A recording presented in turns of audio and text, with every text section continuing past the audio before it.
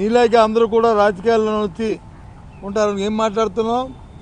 ఇవాటికి 23 సంవత్సరాలు అయింది రాజశేఖర రెడ్డి గారి పాదయాత్ర, స్వర్గీయ రాజశేఖర రెడ్డి గారి పాదయాత్ర ఆయన ప్రారంభించి. ఆ మహానుభావుడు ఈ రాష్ట్రంలో వెళ్లి మీద లెక్కెట్టచ్చు. ప్రజల చేత ఎందుకో ప్రజల చేత ప్రజల్లో మమేకమై ఆరాధించి ప్రజలు ప్రతి ఊరిలోనూ మా నాయకుడు అనుకునే తత్వం ఉన్న మా నాయకులు వేలి మీద లెక్కెట్టచ్చు. అందులో ఒకటో రెండో స్థానంలో ఇవాళ స్వర్గీయ రాజశేఖర రెడ్డి ఉన్నారు. ఇది వాస్తవం కాదా? అలాంటి ఆయన చనిపోయిన ఆయన పాదయాత్ర చేసిన ఈరోజు ఆయన మేమందరం గౌరవంగా ఆరాధించుకున్న రోజు,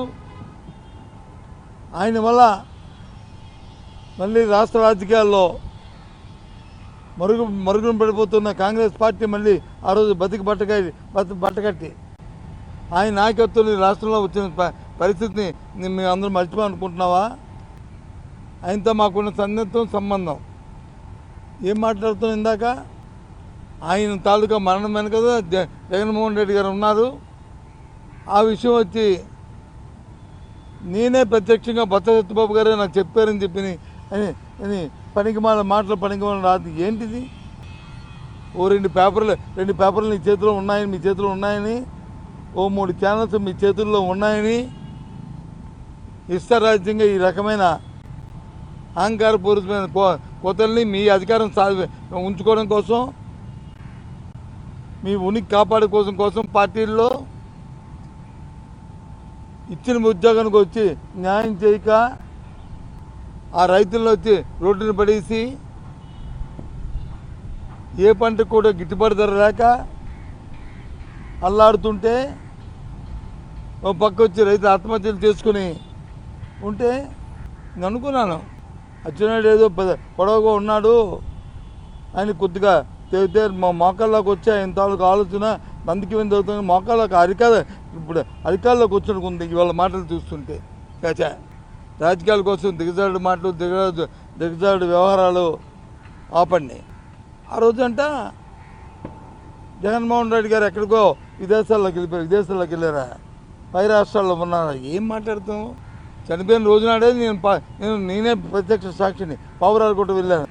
అన్వేషించడానికి కేంద్రంతోనే రాష్ట్రంతోనే ఒక పక్క సంప్రదింపులు చేసి తెల్లవారు 5 గంట 4 గంటలకల్లా ఆ బాడీ ఎక్కడుందనేది టేస్ట్ చేసి కర్నూలులో వచ్చి పోస్ట్మార్టం జరిపించుకుని కర్నూలు వరకు వెళ్ళి కర్నూలులో అక్కడ పోలీస్ పరేడ్ గ్రౌండ్స్లో అక్కడ ఉంచి అక్కడ నుంచి నేను ముందుగా క్యాంప్ ఆఫీస్కి వచ్చాను. నా వెనకదే రాజశేఖర్ గారి తాలూకా ఆ దేహాన్ని తీసుకొచ్చారు, బాధదేహాన్ని పోస్ట్మార్టం చేసి. నేను నా భార్య ఝాన్సీ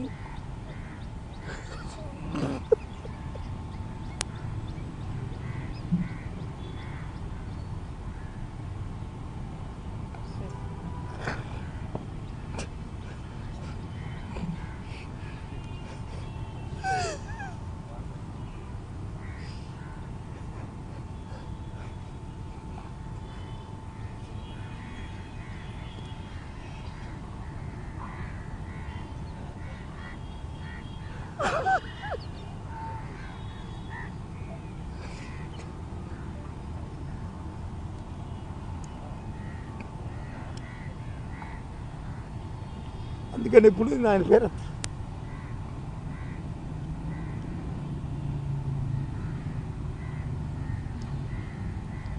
మా అనుబంధం అలాంటిది.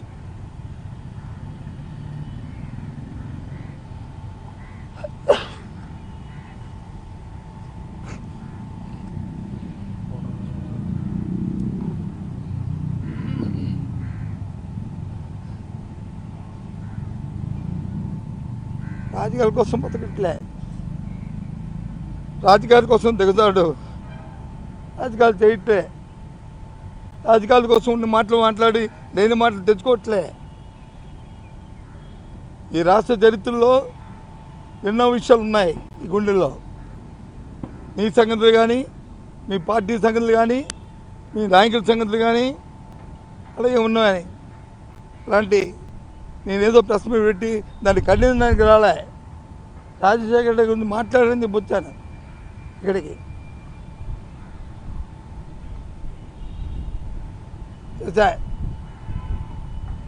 ఇలాంటి ఉచ్చ రాజకీయాల కోసం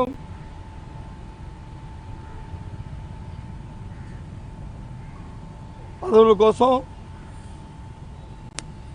వాటి కోసం ఈ రకమైన నీచమైన దిగజాడుతానని అనుకోలే. చెయ్యి దమ్ముంటే ఈ రాష్ట్రంలో ప్రజలకు వచ్చి న్యాయం చేయి. నీకు ఇచ్చిన పదవులు నువ్వు న్యాయం చేయి. ఎంత పచ్చిగా నేను అబద్ధం ఆడుతున్నావు. మొదలుపేట బోర్డుకి వెళ్ళినప్పుడు 40 మందికి వచ్చి పోలీసులు వచ్చి పర్మిషన్ ఇచ్చారు, ఇప్పించానని చెప్తాం. ఎంత అబద్ధం అది రాజకీయాల్లో. ఇవే ఏమనుకుంటున్నావు?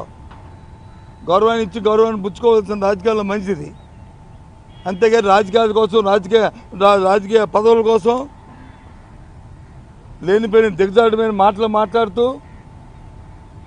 నాకేం పర్వాలే. జగన్మోహన్ రెడ్డి గారితో వచ్చి ఏదో అన్నాను ఆయన నాకేమి నష్టం కాదు.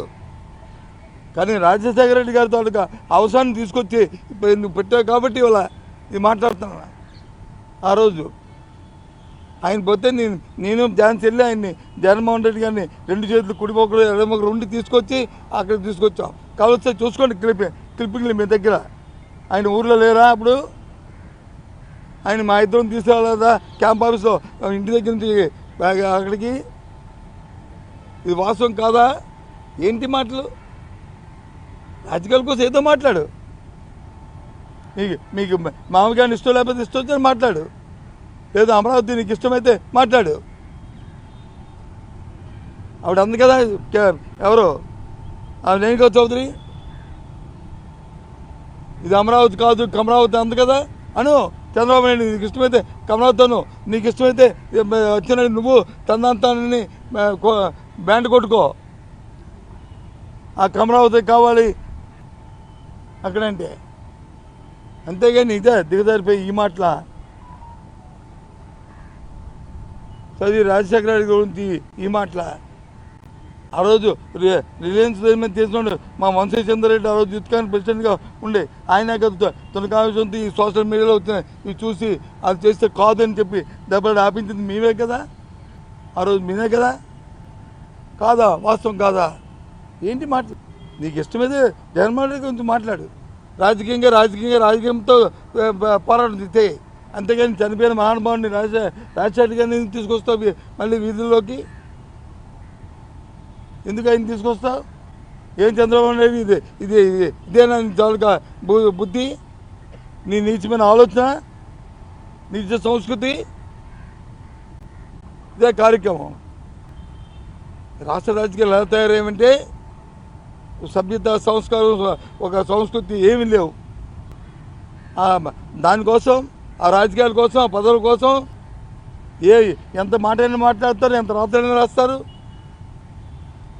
ఎవరినైనా సరే మాట్లాడతారు.